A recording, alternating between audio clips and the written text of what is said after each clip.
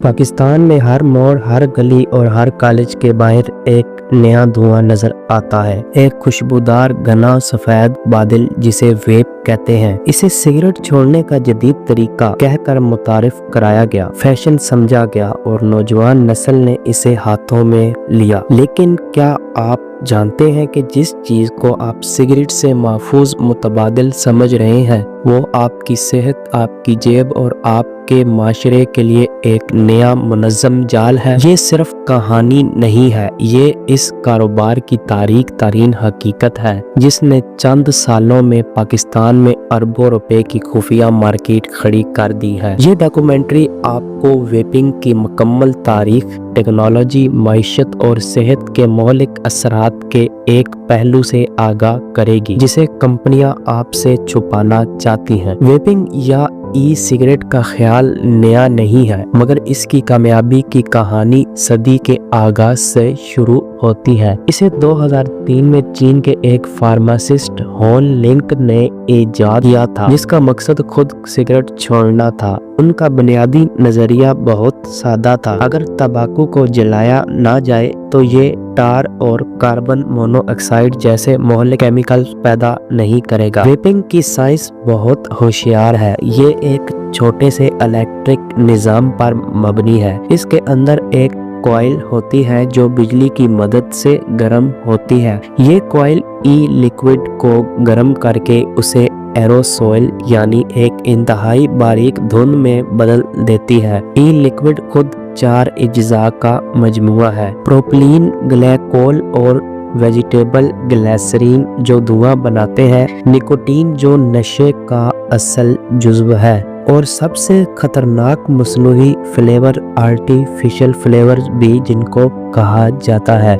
यहीं पर सबसे बड़ा धोखा शुरू होता है। चूंकि इस अमल में जलना नहीं होता, कंपनियां फौरन ये दावा लेकर मार्केट में आई कि ये रवायती सिगरेट से 95% ज्यादा महफूज है। लेकिन इन्होंने ये नहीं बताया कि जलने की जगह गर्म होना भी एक नया खतरा पैदा करता है, जिससे लिक्विड में मौजूद केमिकल अपनी शक्ल बदल कर नए जहरीले मरकबात में तब्दील हो जाते हैं। पाकिस्तान में वेपिंग कोई आहिस्ता आहिस्ता आया हुआ ट्रेंड नहीं था, ये एक मुनज़्ज़म सैलाब की तरह आया। तकरीबन 2015 के बाद जब दुनिया में वेप फैंस मकबूल हुए, पाकिस्तान में भी ये जिद्दत और लाइफ स्टाइल बनकर दाखिल हुआ। पहला हदफ थे नौजवान और मिडिल क्लास। वेपिंग को सिगरेट नोशी से ज्यादा साफ सुथरा और पढ़े लिखे लोगों का शौक बनाकर पेश किया गया।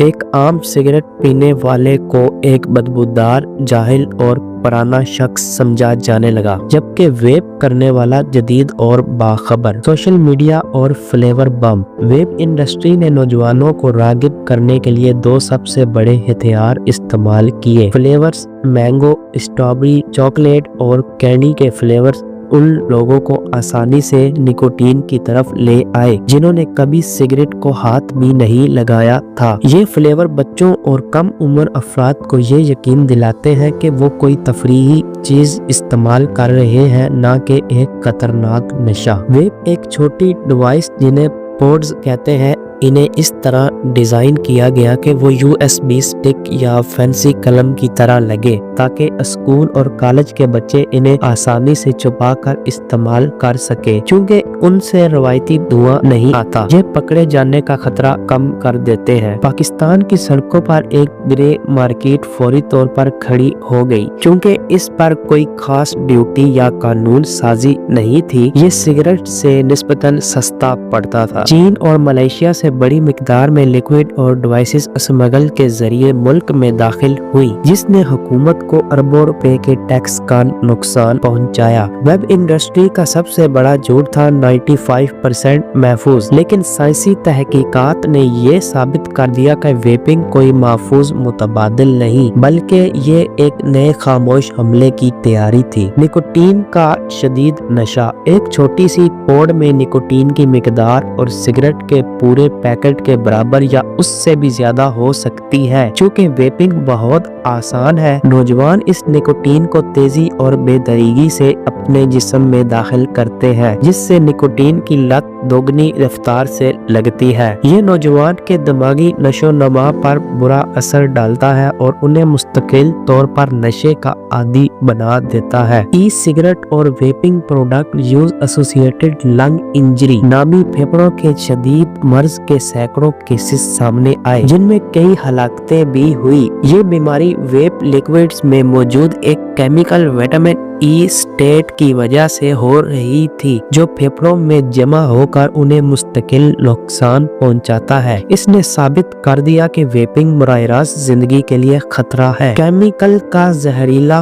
कॉकटेल। वेप की भाप में सिर्फ पानी नहीं होता। जब वेप लिक्विड को ज्यादा दर्जा हरारत पर गर्म किया जाता है तो केमिकल आपस में रिएक्ट करके नए जहरीले मादे बनाते हैं। एक कैंसर पैदा करने वाला केमिकल जो सिगरेट के धुएं में भी होता है, डाई अस्टील, जो फ्लेवर में इस्तेमाल होता है, और ये पॉपकॉर्न लंग नामी एक नाकाबिले इलाज फेफड़ों की बीमारी का सबब बनता है। Heavy metals. कोयल से गर्म होकर निकलने वाले सीसा और निकल जैसे जहरीली धाती जर्रात, अल्ट्रा फाइन पार्टिकल, ये इंतहाई बारीक जर्रात फेफड़ों के गहरे हिस्सों में जाकर बैठ जाते हैं और दिल की बीमारियों का खतरा बढ़ा देते हैं। वेपिंग न सिर्फ आपके फेफड़ों पर हमला आवर है, बल्कि ये दिमाग, दिल और पूरे मदाफती निजाम को कमजोर कर रही है। वेपिंग का कारोबार पाकिस्तान में इसलिए बेलगाम हो गया है क्योंकि ये कानून के ग्रे एरिया में रहा। जहां सिगरेट पर भारी टैक्स और पाबंदियां हैं, वहीं वेपिंग की मसनूआत पर कोई वाज़िया कानून साजी मौजूद नहीं। हुकूमतें वेपिंग को न तो एक तंबाकू मसनूआत के तौर पर मुकम्मल तस्लीम कर सकी और न ही इस पर वाज़िया पाबंदी लगा सकी। इस कानूनी खला ने स्मगलरों